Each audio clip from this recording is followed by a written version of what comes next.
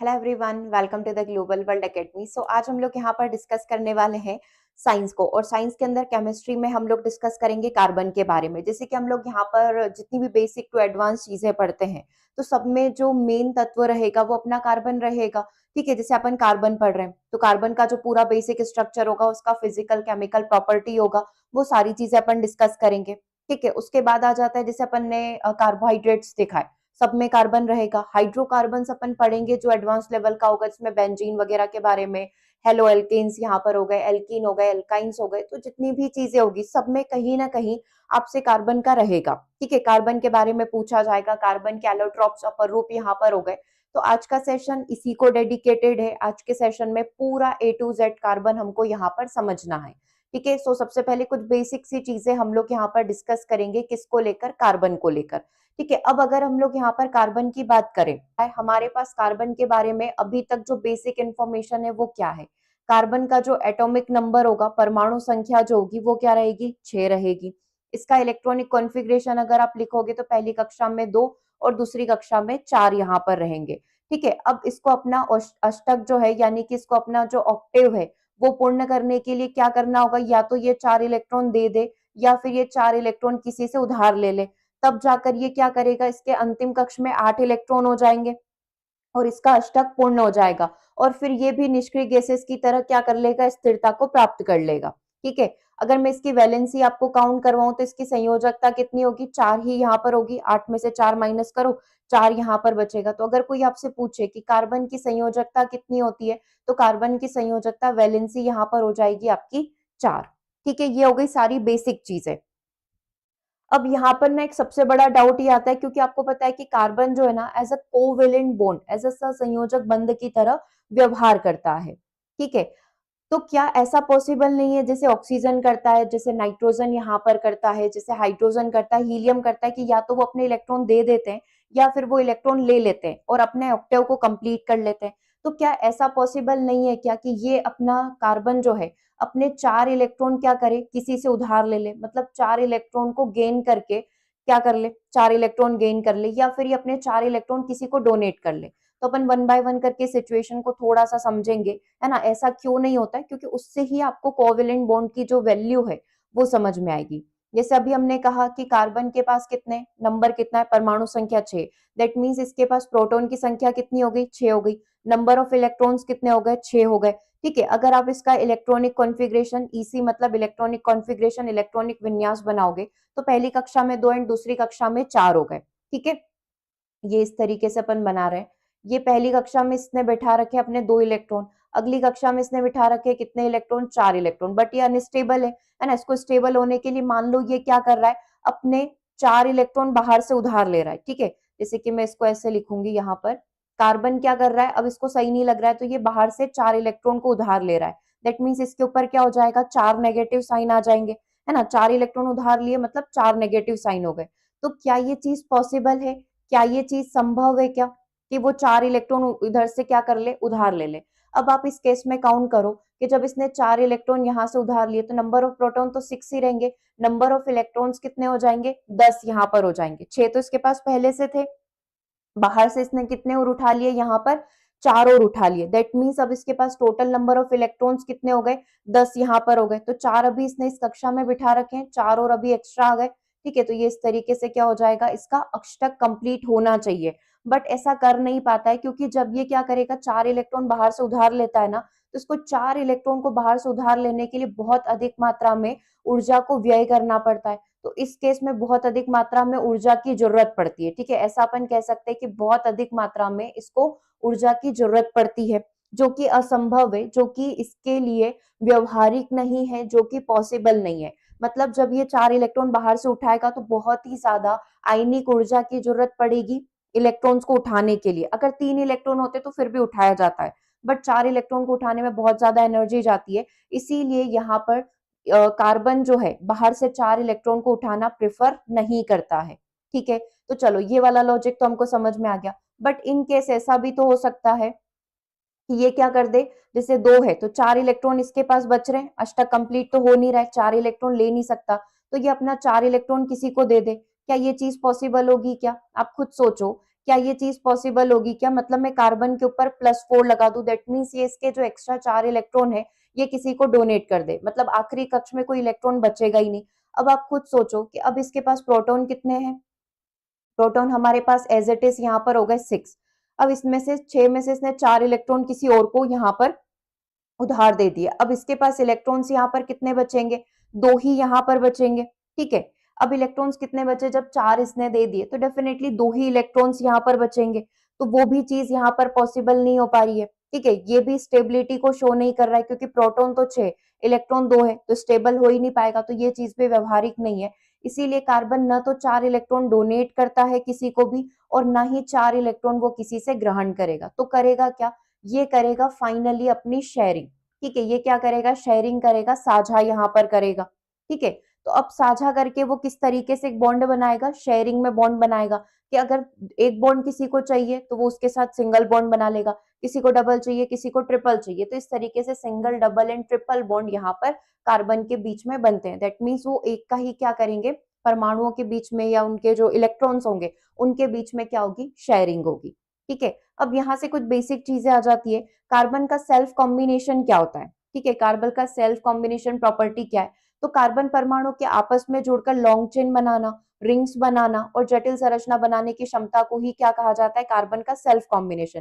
That means carbon carbon भी आपस में जुड़ सकते हैं, ठीक है। कार्बन कार्बन भी आपस में जुड़कर कितनी ही लंबी आप चेन बनाना चाहो, कितनी ही बड़ी आप रिंग बनाना चाहो, आसानी से आप बना सकते हो। ये कार्बन की एक प्रॉपर्टी है। जिसे कहा जाता है कैटायनेशन का गुण।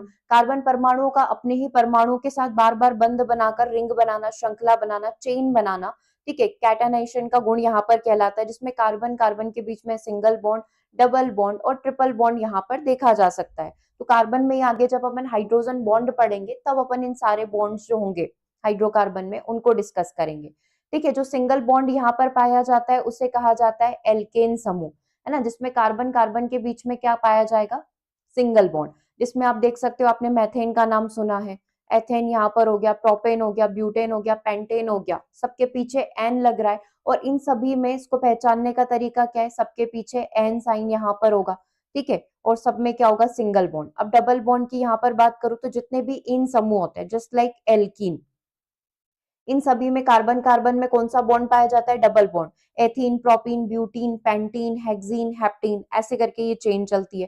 कार्बन कार्बन में ट्रिपल बॉन्ड कार्बन के बीच में कौन सा बॉन्ड पाया जाएगा? 3 बॉन्ड पाया जाएगा, just like ethyne, propyne, butyne, है ना, ये सारी चीजें। तो ये होती है कार्बन की प्रॉपर्टी कि ये श्रृंखलन का गुण इसके अंदर पाया जाता है। कार्बन आयन बनाकर स्थिर नहीं हो सकता, जैसे हमने देखा आयन बनाकर, यानी कि ये 4 इलेक्ट्रॉन का डोनेशन कर ले या 4 इलेक्ट्रॉन को ग्रहण कर ले, ठीक है, ये चीज इसमें पॉसिबल ही नहीं है। इसीलिए ये इलेक्ट्रॉन का साझा करके क्या बनाता है? कोवेलेंट बॉन्ड, सहसंयोजक बंध बनाता है।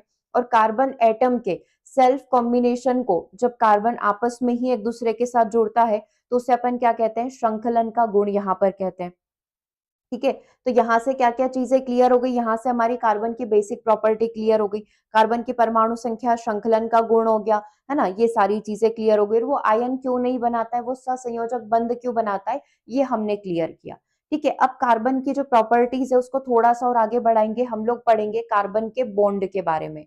सो जैसा कि अभी अपन ने देखा कि कार्बन परमाणु आपस में जुड़कर लंबी चेन बनाते, मतलब आप ऐसा समझ लो कि कार्बन जो है C16 तक यहाँ पर हो सकता है और आगे भी हो सकता है, इतना मजबूत बंध इसके अंदर होता है कि इतनी लंबी चेन यहाँ पर चला सकता है और रिंग भी बना सकता है, जैसे आपने बेंजीन रिंग देखा है, ठीक है। कार्बन की संयोजकता आपको पता चल गई, संयोजकता कितनी होती है? 4 होती है। इसीलिए कार्बन को क्या कहा जाता है? ट्रेटावेलेंट यहाँ पर कहा जाता है, चतुष्कीय आप जिसे हिंदी में कहते हो। ट्रेटा मतलब क्या होता है? ट्रेटा मतलब ट्राई मतलब 3, ट्रेटा मतलब क्या हो जाएगा? 4 हो जाएगा, ठीक है। संयोजकता 4 होने के कारण इसे क्या कहा जाता है? ट्रेटा वैलेंट यहाँ पर कहा जाता है, ठीक है। ट्रेटा वैलेंसी के कारण ही जो कार्बन हमारा यहाँ पर है वो क्या करेगा? 4 सहसंयोजी बंध यहाँ पर बना सकता है। इसीलिए आपका ये कार्बन इतना अपने आप में इतना स्पेशल है कि ये किसी के भी साथ जुड़ सकता है। ये हाइड्रोजन के साथ जुड़ सकता है, ये ऑक्सीजन के साथ जुड़ सकता है, ये नाइट्रोजन के साथ जुड़ सकता है, ये क्लोरीन, ऐसे किसी के भी साथ जुड़कर ये अपने कंपाउंड्स, अपने यौगिक यहाँ पर बना सकता है, ठीक है। अब आ जाते हैं कि ये जो कोवेलेंट बॉन्ड, ये जो सहसंयोजक बंध बनते हैं, ये कैसे बनते हैं और इनमें शेयरिंग जो होती है वो किस तरीके से होती है, ठीक है। तो देखो सबसे पहले अपन बात करते हैं कि जब दो परमाणु अपनी वैलेंस इलेक्ट्रॉन की जोड़ी को साझा करते हैं तब क्या बनेगा, सहसंयोजक बंध बनेगा। यूजुअली ये चीज जो होती है जनरली नॉन मेटल जो अधातु होती है जैसे हाइड्रोजन, क्लोरीन, नॉन मेटल्स, इनमें ज्यादा देखने को मिलती है। तो देखो सबसे पहले अपन बढ़ेंगे सिंगल सहसंयोजक, फिर डबल एंड फिर ट्रिपल के बारे में। सिंगल कोवेलेंट बॉन्ड में क्या होगा, केवल एक ही इलेक्ट्रॉन का क्या किया जाएगा, एक इलेक्ट्रॉन पेयर जो होगा उसका साझा किया जाएगा। देखो जब भी इस तरीके से पेयर बनाया जाता है ना, तो पेयर का मतलब क्या होता है कि इस साइड वाले के पास भी मान लो कोई एक पदार्थ आपने लिया, कोई एक तत्व, कोई भी चीज आपने ली, ठीक है, ये दो तत्व यहाँ पर हो गए, इन दोनों तत्वों के बीच में क्या होना है, शेयरिंग होनी है। तो एक इलेक्ट्रॉन इसका शेयर होगा, एक इलेक्ट्रॉन इसका शेयर होगा, तो हम यहाँ पर क्या करेंगे, एक बंध बनाएंगे। डबल बॉन्ड का मतलब क्या होगा कि यहाँ पर टोटल कितने इलेक्ट्रॉन्स की शेयरिंग होगी, 4 इलेक्ट्रॉन की। ठीक है, ट्रिपल बॉन्ड का मतलब क्या होगा, टोटल कितने इलेक्ट्रॉन्स की शेयरिंग होगी, साझा यहाँ पर होगा 6 इलेक्ट्रॉन्स का। तो इस बॉन्ड का बेसिकली मतलब ही ये होता है कि इस बॉन्ड के दोनों साइड एक एक इलेक्ट्रॉन बैठा हुआ है। डबल बॉन्ड मतलब इस बॉन्ड के दोनों साइड टोटल मिलाकर कितने इलेक्ट्रॉन बैठे हुए हैं, 4 इलेक्ट्रॉन। ट्रिपल बॉन्ड मतलब इस बॉन्ड के दोनों साइड 2 इलेक्ट्रॉन, इस तरीके से टोटल आपके 6 इलेक्ट्रॉन्स हो जाते हैं। तो अभी अपन समझ रहे हैं सिंगल पेयर को। सिंगल कोवेलेंट बॉन्ड, एकल सहसंयोजी बंध, मतलब इसमें एक इलेक्ट्रॉन का पेयर होता है। एक जोड़े में कितने लोग होते हैं, एक जोड़े में 2 लोग यहाँ पर होंगे। या जैसे अपन बोलते हैं ना, एक जोड़ी जूते, एक जोड़ी जूते मतलब कितने, 2 जूते। एक जोड़ी मोजे मतलब कितने मोजे, 2 मोजे यहाँ पर हो गए। Same as it is pair में कितने इलेक्ट्रॉन्स होंगे, 2 इलेक्ट्रॉन्स यहाँ पर होंगे। इसका नोटेशन आप कैसे कह सकते हो, इस तरीके से इसको रिप्रेजेंट किया जाता है। ठीक है, एग्जाम्पल आप देख सकते हो किसका, हाइड्रोजन मॉलिक्यूल का यहाँ पर हो गया। ठीक है, अब ये कैसे बनेगा, तो देखो बहुत सिंपल सा कंसेप्ट यहाँ पर है कि हाइड्रोजन का अगर आप यहाँ पर देखोगे तो हाइड्रोजन का जो नंबर ऑफ प्रोटॉन्स कितने हो गए, एक ही यहाँ पर हो गए। इसके कक्ष में जो इलेक्ट्रॉन होगा वो भी एक ही होगा। दैट मीन्स कि इसको अपना अष्टक पूर्ण करने के लिए एक इलेक्ट्रॉन की और जरूरत पड़ेगी। तो ये एक इलेक्ट्रॉन अपना शेयरिंग में डालेगा, इधर से ये अपना इलेक्ट्रॉन शेयरिंग में डालेगा। इस तरीके से हाइड्रोजन बॉन्ड यहाँ पर बनता है। ठीक है, मतलब इस तरीके से एक सिंगल बॉन्ड यहाँ पर, एक एकल बंध यहाँ पर बनेगा, और जो यहाँ पर बनेगा वो क्या हो जाएगा, हाइड्रोजन हो जाएगा, H2 यहाँ पर हो जाएगा, हाइड्रोजन का मॉलिक्यूल। देखो ये क्या हो गया, अपन ने पहले पढ़ा ही है, ये चीज अपनी H क्या कहलाएगा, हाइड्रोजन का परमाणु कहलाएगा। और H2 क्या हो जाएगा, हाइड्रोजन का अणु यहाँ पर हो जाएगा। और अगर इसी को मैं किसी के साथ और मैच कर दूं H2O, तो ये क्या हो जाएगा, हमारा जल का अणु यहाँ पर हो जाएगा। ठीक है, यह बेसिक परमाणु अणु को लिखने का तरीका है। H एटम हो गया, H2 मॉलिक्यूल हो गया, और H2O जो है जल का अणु यहाँ पर हो गया, या कंपाउंड ऑफ वाटर अपन यहाँ पर कह सकते हैं, जल का एक यौगिक यहाँ पर बन गया। ठीक है, क्लियर है यहाँ तक। तो आई थिंक सिंगल बॉन्ड आपको समझ में आ गया, जहां पर दोनों साइड से एक एक इलेक्ट्रॉन की क्या की जाएगी, शेयरिंग की जाएगी। चलो ऐसे विल ट्राई कि अपन डबल सा संयोजक बंध बना पाते हैं क्या, द्विसह संयोजक बंध बना पाते हैं क्या। तो उसमें जो शेयरिंग होगी वो कितने की शेयरिंग होगी, 2 इलेक्ट्रॉन जो पेयर है वो यहाँ पर शेयर होंगे। मतलब टोटल नंबर ऑफ इलेक्ट्रॉन्स कितने हो जाएंगे, टोटल नंबर ऑफ इलेक्ट्रॉन्स हमारे पास हो जाने चाहिए 4। ठीक है, और इसको लिखने का तरीका क्या रहेगा, ए और बी के बीच में कौन से 2 बॉन्ड अपन लगा देंगे। एग्जाम्पल बताओ कैसे बना सकते हैं। ऑक्सीजन का जो बहुत बेसिक एग्जाम्पल है उन्हीं से अपन कंसीडर करते हैं। जैसे ऑक्सीजन की अगर मैं बात करूं तो कौन से नंबर पर आता है, 8वें नंबर पर आता है ना। Hydrogen, helium, lithium, beryllium, boron, carbon, nitrogen, oxygen. ठीक है, 8वें नंबर पर आ गया। पहली कक्षा में 2, दूसरी कक्षा में 6 यहाँ पर हो गए। ठीक है, अब 6 है क्योंकि इसको अपना अष्टक पूर्ण करने के लिए क्या है, 2 इलेक्ट्रॉन की और जरूरत है। दैट मीन्स ये 2 इलेक्ट्रॉन क्या करेगा, बाहर से उठाएगा। ठीक है, अब ऑक्सीजन डबल बॉन्ड कैसे बनाएगा, जैसे ये ऑक्सीजन हो गया, ये ऑक्सीजन हो गया। इसने बोला मुझे 2 इलेक्ट्रॉन चाहिए, इसने बोला मेरे को भी तो 2 इलेक्ट्रॉन चाहिए। तो ये दोनों आपस में क्या करेंगे, शेयरिंग यहाँ पर कर लेंगे। इधर से 2 इलेक्ट्रॉन, इधर से 2 इलेक्ट्रॉन। ठीक है, तो ये बन गया हमारा O2 ऑक्सीजन गैस। ठीक है, ये हो गया हमारा डबल बॉन्ड। ठीक है, टोटल नंबर ऑफ इलेक्ट्रॉन्स की जो शेयरिंग होगी, नंबर बोलेंगे तो नंबर कितने हो जाएंगे, टोटल 4 यहाँ पर हो जाएंगे। ऐसे ही अपन ट्रिपल का भी बनाते हैं। ट्रिपल का चलो और सिंपल अपन इससे बना लेते हैं, नाइट्रोजन से बना लेते हैं। ट्रिपल बॉन्ड का जो साइन होगा वो कुछ इस तरीके से होगा, त्रिसंयोजक बंध उसे कहा जाएगा, ट्राई कोवेलेंट बॉन्ड उसे कहा जाएगा। एग्जाम्पल लिया गया है नाइट्रोजन का। नाइट्रोजन कितने नंबर पर आता है, 7वें नंबर पर। पहली कक्षा में 2, दूसरी कक्षा में 5। दैट मीन्स कि इसको अपना अष्टक पूर्ण करने के लिए कितने इलेक्ट्रॉन की जरूरत और पड़ेगी, 3 इलेक्ट्रॉन की और जरूरत पड़ेगी। तो अपन इसको ऐसा लिख सकते हैं, या फिर क्या लिख सकते हैं, 9n3 माइनस अपन उसको यहाँ पर लिख सकते हैं। ठीक है, अब इसके बॉन्ड बनाने की कोशिश करते हैं। जैसे कि नाइट्रोजन के पास 5 है, तो इसको कितने इलेक्ट्रॉन की और जरूरत है, इसके पास अभी जो है 3 इलेक्ट्रॉन इसको चाहिए। इधर वाले को भी कितने इलेक्ट्रॉन चाहिए, 3 इलेक्ट्रॉन यहाँ पर चाहिए। तो इस तरीके से ये क्या बन जाएगा, आपका पूरा N3 यहाँ पर बन जाएगा। ठीक है, वैलेंसी में 5 इलेक्ट्रॉन है, इसको 3 इलेक्ट्रॉन और क्या करने पड़ेंगे, ग्रहण करने पड़ेंगे। इस वजह से ये अपने ऊपर क्या लेकर आएगा, नेगेटिव, 3 नेगेटिव साइन लेकर आएगा। तो दो नाइट्रोजन आपस में 3 इलेक्ट्रॉन का क्या कर रहे होंगे, शेयरिंग यहाँ पर कर रहे होंगे, और इस तरीके से बन जाएगा आपका ट्रिपल बॉन्ड। ठीक है, सिंगल बॉन्ड समझ में आ गया, डबल बॉन्ड समझ में आ गया, ट्रिपल बॉन्ड यहाँ पर समझ में आ गया। ठीक है, और कोवेलेंट बॉन्ड बनाने का पर्पस यही है कि सभी को अपना ड्यूप्लेट या फिर जो ऑक्टेव होता है, वो ऑक्टेव मतलब अष्टक है ना, कंप्लीट कर कर स्थिर होना होता है, इसीलिए ये क्या करते हैं, ससंयोजक बंध को बनाते हैं। ठीक है, चलिए अब बात आ जाती है कार्बन के एलोट्रॉप्स के बारे में, कार्बन के अपर रूप के बारे में। तो कार्बन अपने आप में तत्व तो एक ही है, लेकिन अलग अलग संरचना होने के कारण, क्योंकि सबका स्ट्रक्चर अलग अलग है, तो सबकी प्रॉपर्टी भी क्या हो जाएगी, अलग अलग हो जाएगी। मोस्टली जो 3 आपसे पूछे जाते हैं, उसमें सबसे पहला आपका हो जाएगा यहाँ से ग्रेफाइट। ठीक है, दूसरा आपका हीरा जो मोस्ट कॉमन है, और तीसरा यहाँ पर C60 फुलरीन के बारे में पूछा जाता है। ठीक है, तो सबसे पहले बात करते हैं ग्रेफाइट के बारे में। ग्रेफाइट कैसा होता है, ट्राइगोनल प्लानर यहाँ पर होता है, जो कि मल्टीपल लेयर्स में यहाँ पर पाया जाएगा। हर एक कार्बन परमाणु जो है 3 अन्य कार्बन परमाणुओं से यहाँ पर जुड़ा हुआ रहता है। इसी वजह से इसके बीच में जो बॉन्ड बनता है वो sp² बॉन्ड यहाँ पर बनेगा। ठीक है, एक इलेक्ट्रॉन हमेशा फ्री रहेगा, है ना, जो कि क्या करता रहेगा, मूव करता रहेगा, क्योंकि हमें ये पता चल गया कि इसमें इलेक्ट्रॉन जो रहता है फ्री यहाँ पर रहेगा। ठीक है, जिसकी वजह से ये क्या कर पाता है, विद्युत का चालन कर पाता है। इसीलिए कार्बन का ये वाला जो अपर रूप है, ठीक है, अपवाद यहाँ पर होता है, और ये क्या कर सकता है, विद्युत का चालन कर सकता है, जस्ट बिकॉज ऑफ कि इसके पास क्या है, एक फ्री इलेक्ट्रॉन यहाँ पर रहता है। ठीक है, चलिए अब इसकी प्रॉपर्टीज में यदि आप बात करें, तो पहले एक बार आप इसका डायग्राम देख लो कि इसकी जो बनावट होती है वो किस प्रकार से होती है। तो ये इस तरीके से परत के रूप में पाया जाता है, ये परत एक दूसरे के ऊपर फिसलती रहती है, ये पूरा एनसीईआरटी का ही वो लिया गया चार्ट। ठीक है, एक परत दूसरी परत के ऊपर फिसलती रहती है, इसीलिए ग्रेफाइट काफी सॉफ्ट होता है। और ये कार्बन का जस्ट उल्टा हो जाएगा, क्योंकि कार्बन काफी हार्ड यहाँ पर होता है और ग्रेफाइट काफी सॉफ्ट, मुलायम, परतदार यहाँ पर होगा। ठीक है, क्लियर है यहाँ तक। चलो अभी इसमें क्या पढ़ा हमने ग्रेफाइट के बारे में, कि हर कार्बन परमाणु अन्य 3 कार्बन परमाणुओं से जुड़ा हुआ रहेगा, तो जो बॉन्ड बनेगा वो sp² बनेगा। फ्री इलेक्ट्रॉन्स पाए जाएंगे, इसीलिए ये विद्युत का क्या हो जाएगा, चालक यहाँ पर हो जाएगा। साथ ही ग्रेफाइट जो होता है, उष्मा हीट का जो होगा वो कुचालक यहाँ पर होगा। दैट मीन्स वो अपने अंदर से इतने अच्छे से फ्लो नहीं होने देता है उष्मा को, और नरम सॉफ्ट पाया जाता है, फिसलन स्लिपरी का गुण पाया जाता है, परतें एक दूसरे के ऊपर स्लिप होती रहती है। एग्जाम्पल पेंसिल का जो लीड होता है, इलेक्ट्रोड जो होता है, ल्यूब्रिकेंट्स जो होते हैं, है ना, मशीनों में जो लगाए जाते हैं, उन सब में ग्रेफाइट का प्रयोग किया जाता है। फिर आ जाता है किसके बारे में, हीरा के बारे में। हीरा अपना किस तरीके से 3D जाल यहाँ पर बनाता है, चतुष्फल की यहाँ पर होगा, अपना एक 3D फॉर्मेट यहाँ पर बनाएगा। ठीक है, हर कार्बन परमाणु जो होता है अन्य 4 कार्बन परमाणुओं से जुड़ा हुआ रहता है, जिसके कारण इसका जो बॉन्ड स्ट्रक्चर होगा वो क्या हो जाएगा, sp³ हो जाएगा।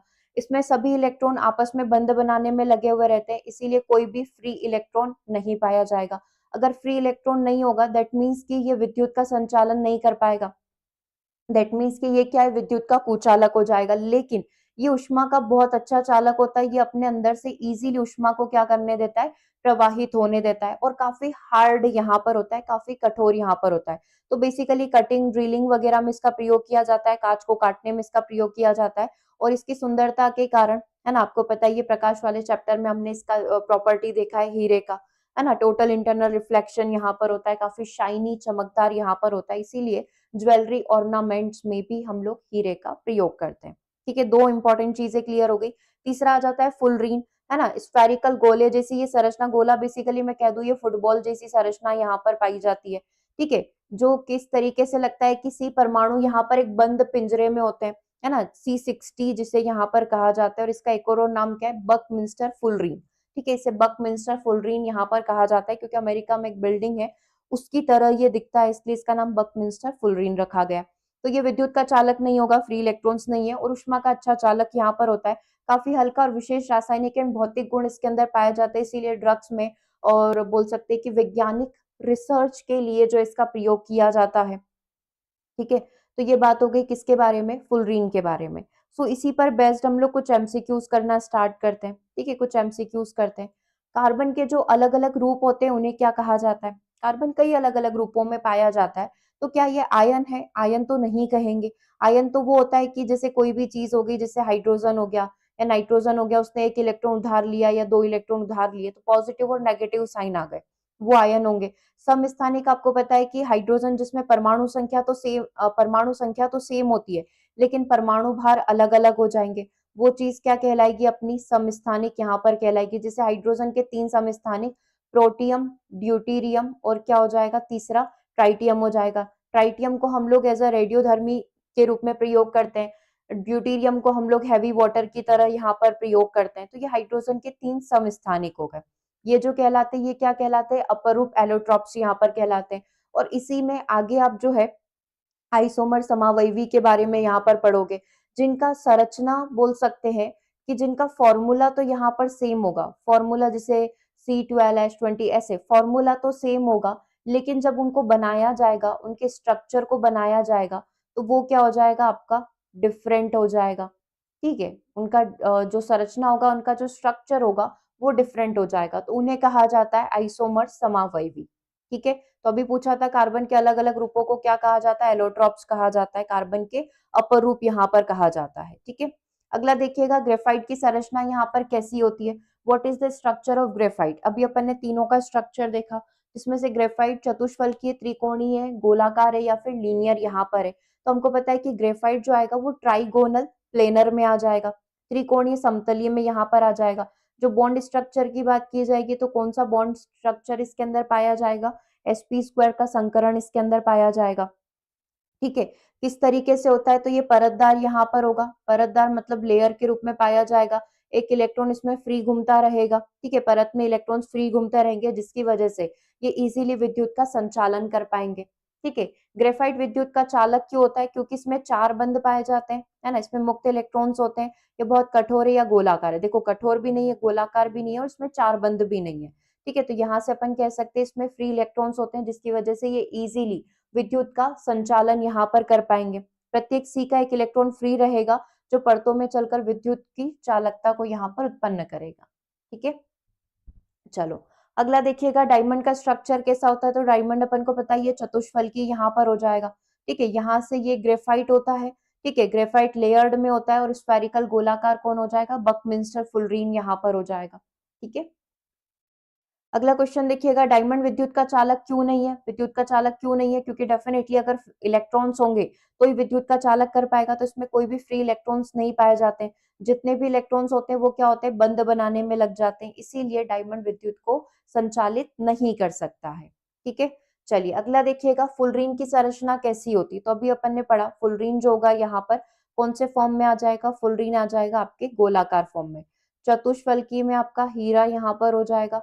यहाँ से आपका त्रिकोणीय समतलीय में आपका ग्रेफाइट चला जाएगा। ठीक है? तो ये इस तरीके से कुछ बेसिक क्वेश्चन है, आप आराम से थ्योरी पढ़ोगे और ऐसे क्वेश्चंस का प्रैक्टिस करोगे तो बहुत इजीली बन जाएंगे। ग्रेफाइट की परतें आसानी से क्यों खिसकती है? क्योंकि परतों के बीच में मजबूत सहसंयोजक बंध पाया जाता है, कमजोर बल होता है, चतुष्फलकीय होता है या फिर ये आयनिक होता है।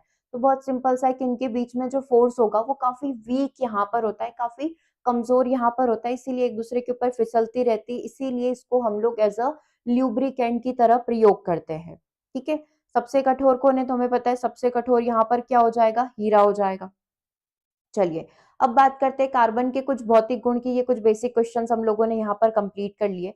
तो देखो, कार्बन के भौतिक गुण में कार्बन कौन सी अवस्था में पाया जाता है? सॉलिड फॉर्म में पाया जाता है। अब कार्बन का कलर क्या है? तो देखो, कार्बन के कई सारे एलोट्रॉप्स है, तो सबका कलर यहाँ पर डिफरेंट डिफरेंट होगा। सबका ऑर्डर या कठोरता या सॉफ्टनेस की बात करें तो सब कुछ अलग अलग होगा। ठीक है? तो कार्बन के जो एलोट्रॉप्स पर डिपेंड करेगा उसका कलर। जैसे ग्रेफाइट जो है काला धूसर कलर का होगा, डायमंड जो है ट्रांसपेरेंट और पारदर्शी यहाँ पर होगा। ठीक है? चारकोल और कोल की यदि कोयला वगैरह की बात करें तो ये काले कलर का होगा। ठीक है? ऑर्डर और टेस्ट की बात करें तो कार्बन हमेशा ध्यान रखना गंधहीन और स्वादहीन होता है, कोई स्मेल नहीं, कोई ऑर्डर नहीं, कोई टेस्ट नहीं। हार्डनेस की बात करें तो डायमंड सबसे कठोर है प्रकृति का, ग्रेफाइट सबसे सॉफ्ट चिकना, यहाँ पर नरम स्लिपरी यहाँ पर हो जाएगा। विद्युत चालकता की बात करेंगे तो ग्रेफाइट अच्छा चालक है। ठीक है? डायमंड कुचालक यहाँ पर हो जाएगा विद्युत का। और हीट का बात करेंगे तो हीट का उल्टा अपन कर सकते हैं कि डायमंड जो है बहुत अधिक ऊष्मा का चालक होता है और ग्रेफाइट कम होता है, मतलब बहुत जनरली यहाँ पर देखा जाता है। ठीक है। मेल्टिंग और बॉइलिंग पॉइंट की बात करेंगे तो इन दोनों का, यदि मैं कार्बन की ही बात करूं तो कार्बन और बॉइलिंग पॉइंट दोनों ही बहुत अच्छे यहाँ पर होंगे। कार्बन सामान्य प्रेशर पर भी सब्लिमेशन यहाँ पर कर सकता है, ठीक है। और घनत्व की बात करें तो घनत्व फिर से डिपेंड करेगा अलग अलग एलोट्रॉप्स के ऊपर, अलग अलग एलोट्रॉप्स का, अलग अलग अपर रूप का अलग अलग यहाँ पर डेंसिटी घनत्व रहेगा। जैसे डायमंड का ज्यादा रहेगा, ग्रेफाइट का आपका कम रहेगा। विलेयता की बात करें तो पानी और सामान्य जो विलय होते हैं उनके साथ ये नहीं घुलता है ना, कार्बन और इसके अपर रूप नहीं घुलते हैं। और अगर एलोट्रॉप की ही बात करें तो कार्बन आपको कई रूपों में मिल जाएगा, ग्रेफाइट हो गया, डायमंड हो गया, फुलरीन हो गया, है ना। तो इन सब में आपको कार्बन यहाँ पर मिल सकता है, ठीक है। अब आ जाती है तो फिजिकल बेसिक प्रॉपर्टी हो गई। अब बात करते हैं केमिकल प्रॉपर्टी के ऊपर। तो केमिकल प्रॉपर्टी में सबसे पहले आ जाता है टेट्रावैलेंसी, जो इसका बेसिक गुण भी है कि कार्बन की वैलेंसी 4 है, इसीलिए ये अपने साथ क्या कर सकता है, 4 सहसंयोजक, 4 कोवैलेंट बॉन्ड को यहाँ पर बना सकता है। श्रृंखलन का गुण हमने यहाँ पर देख लिया कि कार्बन आपस में जुड़कर लंबी श्रृंखला और रिंग को यहाँ पर बना सकता है। तीसरा कंब्यूशन, दहन। जब कार्बन को यहाँ पर वायु की उपस्थिति में जलाया जाएगा तो ये क्या बना देगा, carbon dioxide gas plus heat को यहाँ पर रिलीज कर देगा, ठीक है। ये कार्बन का कौन सा गुण हो गया, दहन का गुण हो गया। ऐसे ही कार्बन के जितने भी यौगिक होंगे, जैसे आप मैथेन की भी बात करोगे तो मैथेन में भी दहन का गुण पाया जाएगा, ठीक है। तो अभी अपन पहले बेसिक कार्बन के बारे में डिस्कस करते हैं, फिर एक एक करके अपन कार्बन के जो कंपाउंड्स होंगे, जैसे कि एक मैं नॉर्मल आपको बताऊं, कार्बन का एक बेसिक कंपाउंड अपन ले लेते हैं मैथेन, CH4। जब इसको वायु की उपस्थिति में यहाँ पर जलाया जाता है तो ये किस में कन्वर्ट हो जाएगा, CO2 में कन्वर्ट हो जाएगा। क्या रिलीज करेगा, पानी रिलीज करेगा, बहुत अधिक मात्रा में ऊष्मा भी रिलीज होगी और अपन को प्रकाश भी यहाँ पर मिलेगा। तो ये किसकी प्रॉपर्टी हो गई, कार्बन के कंपाउंड मैथेन की प्रॉपर्टी यहाँ पर हो गई, ठीक है। बस इसको अपन को बैलेंस ही करना रहेगा। चलिए, तो ये अभी अपन ने कार्बन का बेसिक पढ़ा कि कार्बन वायु की उपस्थिति में जलकर CO2 प्लस हीट यहाँ पर देगा। ऐसे ही अगर ऑक्सीजन की मात्रा कम है, ठीक है, अगर ऑक्सीजन की मात्रा यहाँ पर कम है तो कार्बन यहाँ पर क्या बना देता है, कार्बन मोनोऑक्साइड बना देगा, जो कि आपने देखा ना कि काफी जहरीली गैस यहाँ पर होती है, जिसकी वजह से दम घुटने से मृत्यु हो जाती है, क्योंकि ये कार्बन मोनोऑक्साइड आपके शरीर का जो ब्लड है उसके साथ मिल जाती है ना। अगर कार्बन मोनोऑक्साइड ब्लड के साथ मिल गई तो डेफिनेटली ब्लड में ऑक्सीजन घुलना कम हो जाएगी, ठीक है, जिसकी वजह से दम घुटने से मृत्यु हो जाती है। तो अधूरा दहन होने पर क्या बनता है, कार्बन मोनोऑक्साइड गैस यहाँ पर बनती है। कार्बन का एक और प्रॉपर्टी होता है रिड्यूसिंग नेचर, अपचायक गुण यहाँ पर होता है। मतलब कार्बन क्या कर रहा है, कार्बन का अगर आप देखो कि ये कार्बन अगर किसी भी धातु के ऑक्साइड के साथ क्रिया करेगा तो वो वापस से उसकी ऑक्सीजन को क्या कर देता है, रिमूव कर देता है। जैसे जिंक ऑक्साइड यहाँ पर हो गया, अगर मैं इसकी कार्बन के साथ क्रिया करवाऊं तो ये वापस से धातु को क्या करेगा, उसके ओरिजिनल फॉर्म में लाकर कार्बन मोनोऑक्साइड गैस यहाँ पर बना देगा। तो ये इसकी क्या कहलाती है, रिड्यूसिंग नेचर, यानी कि ये इसकी अपचायक प्रकृति कहलाती है। कार्बन धातु ऑक्साइड का अपचयन यहाँ पर करके कार्बन मोनोऑक्साइड गैस बना देता है। साथ ही ये क्या करता है, ये ऑक्साइड्स का भी निर्माण करता है। अब कार्बन के ऑक्साइड्स में आपके कार्बन ऑक्साइड, कार्बन मोनोऑक्साइड हो गया और कार्बन डाइऑक्साइड यहाँ पर हो गया। अब आपको पता ही है कार्बन मोनोऑक्साइड हानिकारक गैस है, दम घुटने वाली गैस, जहरीली गैस यहाँ पर हो गई। जो कार्बन के, या बोल सकते हैं कार्बन के साथ जब ऑक्सीजन कम मात्रा में होती है तो CO अपन को यहाँ पर मिलेगा। और CO2 जो है जहरीली नहीं होती है, लेकिन इसका ज्यादा अमाउंट में होना प्रकृति में नुकसानदायक हो सकता है। साथ ही आपका जो ग्रीन हाउस इफेक्ट है, हरित गृह प्रभाव, उसके लिए भी आपका CO2 का होना ही रिस्पॉन्सिबल है, ठीक है। फिर रिएक्टिविटी विथ स्टीम, अगर देखो कार्बन भाप के साथ क्रिया कर रहा है, भाप मतलब वही पानी का सबसे हायर टेम्परेचर, जब इसके साथ ये क्रिया करेगा तब भी ये क्या बनाएगा, carbon monoxide gas plus hydrogen यहाँ पर बना लेगा, ठीक है। क्लियर यहाँ तक। तो भाप के साथ कार्बन जो है क्या करता है, कार्बन मोनोऑक्साइड और हाइड्रोजन गैस को बना देता है, ठीक है। अब यही कार्बन जब CO2 के साथ रिएक्ट करेगा, यानी कि हाई टेम्परेचर पर, ठीक है, reaction with CO2 at high temperature, तो ये वापस से कार्बन के परमाणु के साथ क्रिया करके फिर से क्या बना लेगा, कार्बन मोनोऑक्साइड गैस यहाँ पर बना लेगा, ठीक है। तो ये कार्बन की हो गई अपनी केमिकल प्रॉपर्टी कि इस तरीके से कार्बन जो है अपना रिएक्शन दिखाता है ऑक्सीजन के साथ, भाप के साथ, पानी के साथ, स्टीम के साथ, इन सब के साथ अपना ये रिएक्शंस करेंगे, ठीक है। क्लियर है यहाँ तक। तो यहाँ से अपनी जो बेसिक प्रॉपर्टीज है वो कंप्लीट हो जाती है कि कौन किस तरीके से यहाँ पर रिएक्ट करेगा। बाकी अपन ने सहसंयोजक बंध के बारे में पढ़ ही लिया कि कार्बन सहसंयोजक बंध बनाकर अलग अलग प्रकार के यौगिकों का निर्माण करता है, ठीक है। साथ ही कार्बन क्या बनाता है, हाइड्रोकार्बन भी बनाता है, यानी कि कार्बन हाइड्रोजन के साथ जुड़कर एल्केन, एल्कीन, एल्काइन और इन सब का निर्माण करेगा। ठीक है, जो अपकमिंग सेशंस होंगे उसमें हम लोग स्टार्ट करेंगे हाइड्रोकार्बन के बारे में। ठीक है, तो ये कुछ बेसिक नेचर आज हमने कार्बन का यहाँ पर डिस्कस करा है। इसके अगली क्लास में हम लोग कार्बन के आगे की और कुछ चीजें हैं, क्योंकि अभी सिर्फ कार्बन की फिजिकल एंड केमिकल प्रॉपर्टी हुई है। अब कार्बन के जितने भी कंपाउंड्स यौगिक यहाँ पर बनते हैं, जैसे कोल वगैरह हो गया, कार्बन का शुद्ध रूप अशुद्ध रूप हो गया, किसकी क्या विशेषता है, कौन प्रकृति में किस अवस्था में यहाँ पर पाया जाता है, कार्बन की क्या क्या यूजेबिलिटी यहाँ पर है। फिर अपन पढ़ेंगे हाइड्रोकार्बन्स के बारे में। ठीक है, तो जो कि अपने आप में बहुत ही बड़ा यहाँ पर रहेगा। एल्केन, एल्किन, एल्काइन हो गए, फिर इनकी सारी केमिकल रिएक्शंस हो गई, क्योंकि हर एक अपना फिजिकल एंड केमिकल प्रॉपर्टी लेकर चलेगा। जैसे मैथेन हो गया तो इसकी फिजिकल एंड केमिकल प्रॉपर्टी, ये वायुमंडल में किस किस के साथ रिएक्ट कर सकता है, तो वो सारी चीजें, ठीक है, वो अपन अपकमिंग क्लासेस में कंप्लीट करेंगे। ठीक है, तो सेशन कैसा लगा जरूर कमेंट करिए। मिलते हैं नेक्स्ट सेशन में। Thanks for watching.